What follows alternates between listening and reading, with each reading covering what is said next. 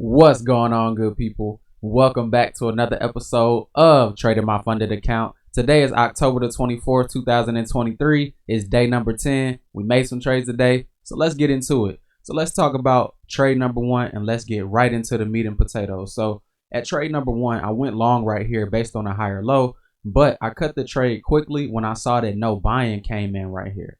And that's the thing when it comes to higher lows. When you take the higher low setup and you go long at support at what you think is a good higher low, that trade should start to work immediately for you. And if it doesn't, then that means that it's a little bit of a problem, because when the higher low setup is used in the right ways, more than likely it's other participants on other time frames and the same time frame that you're on that are also going long right here. And if they're not doing so and stepping in, it's probably a reason that they're not buying. So you got to evaluate what's really going on. So I would say when you get into the higher low setup, if it doesn't move your way within those first 5 to 6 seconds that you're in the trade, it doesn't mean that you just cut the trade immediately, but it does mean that you really reconsider what exactly is going on here and start thinking about whether or not you want to still be in this trade. And that's the biggest reason I got out right here, because first of all, I saw the fact that when we made this higher low, we moved up, but we moved up on such a sharp move that it wasn't really a move that had any prior build up towards it. So anytime you just get a random spike in any direction, sometimes that move can keep going, but a lot of times that move can get taken all the way back to where it came from. And that's exactly what we saw today, because if you notice how far the selling went down, it went all the way back down to the same point that the buy-in initially started from. So you'll see that a lot of times in the market if the move just comes out of nowhere. Now, there will be some occasions where the move keeps going, but we didn't run into that today. Today was more so one of those days where, yeah, you had to move up, and if you wanted to go long, you had to participate on the way up. Or, maybe if you wanted to be aggressive, participate as the higher low was getting made instead of waiting for the higher low to come back and get retested. So anytime you see that the higher low isn't working in your favor immediately, reconsider what exactly is going on and highly think about whether or not you want to get out and look for a better opportunity later on. So once we come back, we sold all the way back down, created a higher low. Now this higher low was pretty interesting, and I was like, you know what, I feel like I should go long right here, but I chose to skip this trade because I just didn't like the fact that we were selling off so hard and then we established a higher low after that.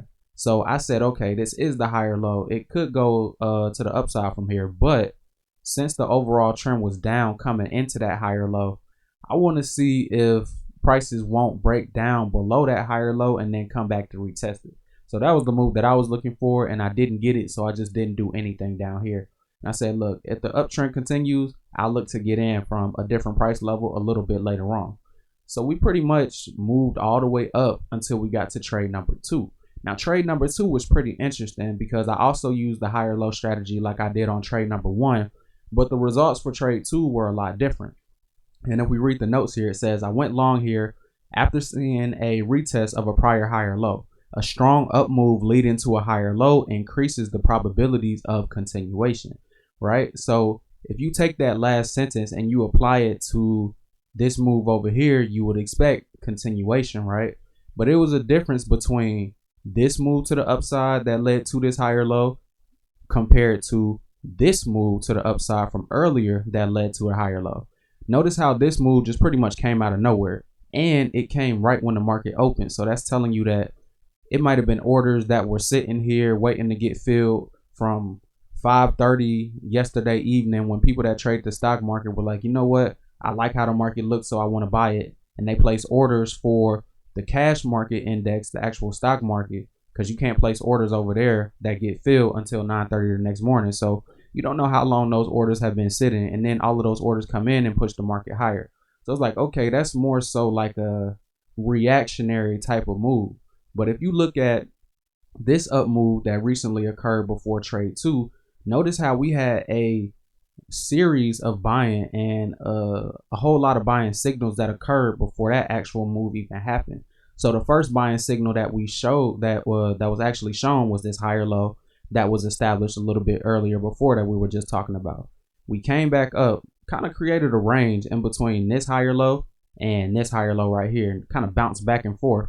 But we hit the top of the range, came back down, But look at what happened once we got back down to that higher low level. We had all of this selling momentum that took us from 330 all the way back down to 220 within the span of 6 candles. So we dropped about 100 points in 6 minutes.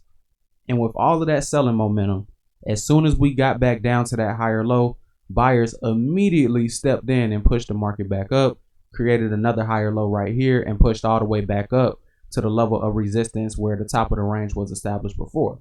Now, if the range was going to hold up like it should, if it was a really strong range, prices would have sold off right here and then eventually came back down to the bottom of the range, right? But look at what they did right here. They created a higher low. So once they created this higher low, they came back, they retested it. So that's telling you once more that buyers are in control. They were in control down here, right here, once again, established another higher low, and then a third one. And they retested it, came back, respected it. So it's like, okay, cool. We see that the buyers are in control. Now we just need buyers to break above the range in order to show that they're really strong right here and that it's not just, a false breakout to the upside on these couple of candles right here. So notice how we hit the top of the range, right? We came back down and it looked like for a quick second that the sellers were going to take control and push the market all the way back down. But notice how the buyers stepped right back in on these next two candles. And that's what led to this large up move to the upside that eventually led to that higher low that led to trade number 2 being taken. So the circumstances in which the higher low for trade number 2 got formed was a lot different than the circumstances from in which trade number 1 got formed. We had a lot more buying signals and a lot more buying pressure in the market leading up to trade 2, which just increases the likelihood of prices having a continuation move after that higher low gets established. So that right there was the reason that I went long at trade number 2. I just felt like my opportunities were a lot higher right here based on all of the signals that we had leading up to that move. And then I went long right here, took it back up to my scalp target, and then I was done with that trade. Now, after that, we played around a little bit. We came back to the higher low, broke down below it, got back above it, established a double bottom right here, and then eventually a higher low. So once I saw this higher low, I thought about going long, but I just didn't like the fact that we did have a lower high right here. So one thing that I've been learning is that anytime you see that higher low setup, no matter how good it might look, because in this situation, it looked really good. We had a double bottom, followed by a higher low coming out of a longer term uptrend that's already showed us that the buyers were in control. So that would be a very good higher low setup if it wasn't a lower high right here.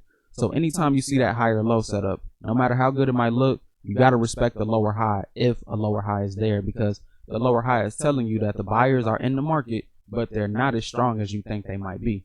So I think that's one of the main reasons that probably led to prices kind of peaking out right here.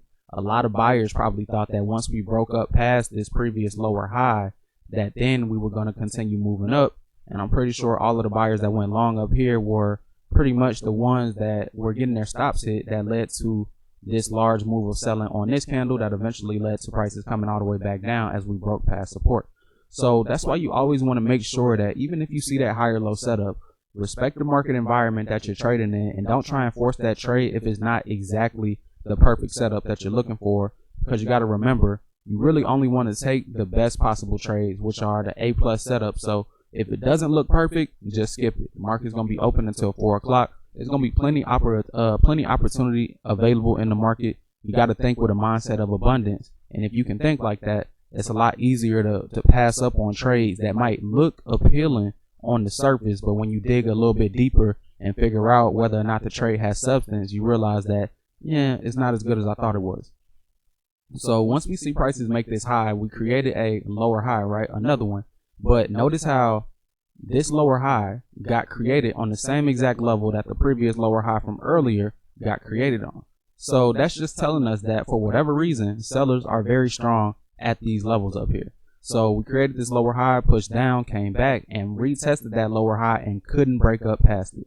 So anytime that happens, that's pretty much a uptrend reversal that has a lower high that gets established. So let's go ahead and just talk about that really quick. And let me just give you a couple examples on how you can use that to your advantage and why that works. So anytime you have an uptrend and you have a lower high that gets established, If prices come back and retest that level and can't break past it, that's a very bearish sign. Now, on this example, they never came back up to retest that lower high. But let's look at this example from February 22nd, 2021. Notice how we had a lower high that got established right here. We came back up. We did come back up, but only after we made a double bottom. So you would probably think, oh, okay, the overall trend was up. We had a double bottom on the bottom of the zone. We're coming back up to this previous lower high, but we should move past it, right? If the uptrend was strong enough and the buyers were really determined, they would just shoot past that level.